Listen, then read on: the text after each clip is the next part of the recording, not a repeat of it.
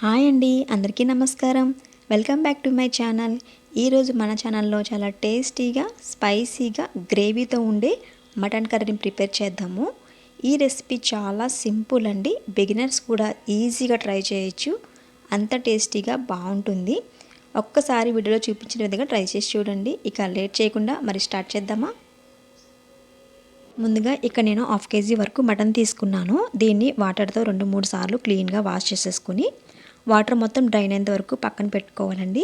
చూసారు కదా ఎంత ఫ్రెష్గా ఉందో. మసాలా ప్రిపేర్ చేసుకోవడం కోసం ముందుగా ఒక చిన్న మిక్సీ జార్ని తీసుకొని ఇందులోకి 2 యాలకులు, 2 లవంగాలు, 1 అనాస పువ్వు, ఒక చిన్న దాల్చిన చెక్క, 1/2 టీ స్పూన్ మిరియాలు, 1 టేబుల్ స్పూన్ ధనియాలు, 1 టేబుల్ స్పూన్ వరకు సోంపు వేసుకుని మెత్తగా గ్రైండ్ చేసుకుని పౌడర్ని పక్కన పెట్టుకోవాలి.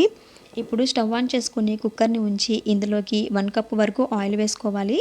ఆయిల్ కొద్దిగా హీట్ అయిన తర్వాత ఇందులోకి దాల్చిన చెక్క, 2 లవంగాలు, 1 అనాస పువ్వు, 2 బిర్యానీ ఆకులు వేసుకుని వేయించుకోవాలి. ఇలా కుక్కర్లో మటన్ ఉడికించుకోవడం వల్ల తొందరగా మటన్ అనేది ఉడికిపోతుందన్నమాట.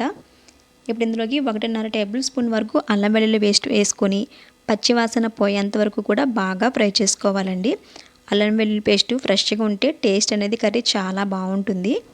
ఇప్పుడు 4 ఉల్లిపాయలను ఇలా సన్నగా తరిగి పెట్టుకొని కుక్కర్లో వేసేసుకోవాలి. ఇవి కాస్త ఆయిల్ మొత్తం అంతా కూడా కలిసేలా కలుపుకొని 4 పచ్చిమిర్చి, అలాగే 1 కరివేపాకు రెమ్మ, కొద్దిగా కొత్తిమీర కూడా వేసుకొని అంతా బాగా కలిసేలాగా కలుపుకొని ఇవి కాస్త ఆయిల్లో బాగా మగ్గి మెత్తబడేంత వరకు వేయించుకోవాలి. చూడండి, ఈ విధంగా వేగి మెత్తబడిన తర్వాత ఇందులోకి 2 టమాటాలను ఇలా సన్నగా తరిగి వేసేసుకోవాలండి. ఇప్పుడు ఇందులోకి 1 టేబుల్ స్పూన్ వరకు సాల్ట్, కొద్దిగా పసుపు వేసేసుకొని ఇదంతా కూడా బాగా కలిసేలాగా కలుపుకోవాలి. ఈ పసుపు టమాటా ముక్కలు అన్నీ కూడా బాగా కలిసి మెత్తబడేంత వరకు బాగా మగ్గించుకోవాలి. ఇప్పుడు మనము క్లీన్ చేసి పెట్టుకున్న మటన్ కూడా ఇందులోకి యాడ్ చేసేసుకోవాలండి. మటన్ మొత్తం కూడా బాగా కలిసేలాగా గరిటెతో ఈ విధంగా కలుపుకోవాలి. 1 నిమిషం పాటు ఈ విధంగా ఆయిల్లో మగ్గించుకోవాలండి. ఇప్పుడు ఇందులోకి స్పైసెస్ అనేవి యాడ్ చేసుకోవాలి. 1/2 టీ స్పూన్ వరకు ధనియాల పౌడర్, అలాగే కారం అనేది మీకు తగ్గట్టుగా వేసుకోండి. మటన్కి మాత్రం కారం అనేది ఎక్కువగానే పడుతుంది. అలాగే 1/2 టీ స్పూన్ వరకు నేను గ్రైండ్ చేసి పెట్టుకున్న మసాలా పౌడర్ని కూడా యాడ్ చేసుకున్నాను. వీటి అన్నింటినీ వేసిన తర్వాత 2-3 నిమిషాల పాటు హై ఫ్లేమ్లో బాగా ఫ్రై చేస్తే ఈ మసాలాలన్నీ కూడా మటన్కి బాగా పట్టి మంచి ఫ్లేవర్ వస్తుందండి. చూడండి, ఆయిల్ మొత్తం ఈ విధంగా బాగా సపరేట్ అయిపోయింది కదా. ఇప్పుడు ఇందులోకి 1 గ్లాస్ వరకు వాటర్ని యాడ్ చేసేసుకొని ఒకసారి అంతా కూడా కుక్కర్ లిడ్ క్లోజ్ చేసే ముందు ఫైనల్గా ఇందులోకి ఉప్పు, కారం అన్నీ కూడా పర్ఫెక్ట్గా సరిపోయిన లేదో చెక్ చేసుకోవాలి. ఇప్పుడు కుక్కర్ లిడ్ని క్లోజ్ చేసేసుకొని 4-5 విజిల్స్ వచ్చేంత వరకు కూడా బాగా కుక్ చేసుకోవాలండి. ఇలా 4-5 విజిల్స్ ఇవ్వడం వల్ల మటన్ అనేది చాలా సాఫ్ట్గా అవుతుందన్నమాట. ఫైనల్గా ఆవిరి మొత్తం పోయిన తర్వాత కుక్కర్ లిడ్ను ఓపెన్ చేయండి. చూడండి, సపరేట్ అయిపోయింది కదా, ఆయిల్ మొత్తం సపరేట్ అయిపోతుంది. ఇప్పుడు మళ్ళీ దీన్ని స్టవ్ మీద పెట్టేసుకొని ఫైనల్గా మనం మసాలా యాడ్ చేసుకోవాలి. వీడియో స్టార్టింగ్లో మనం మసాలా పౌడర్ని ప్రిపేర్ చేసుకున్నాం కదండి.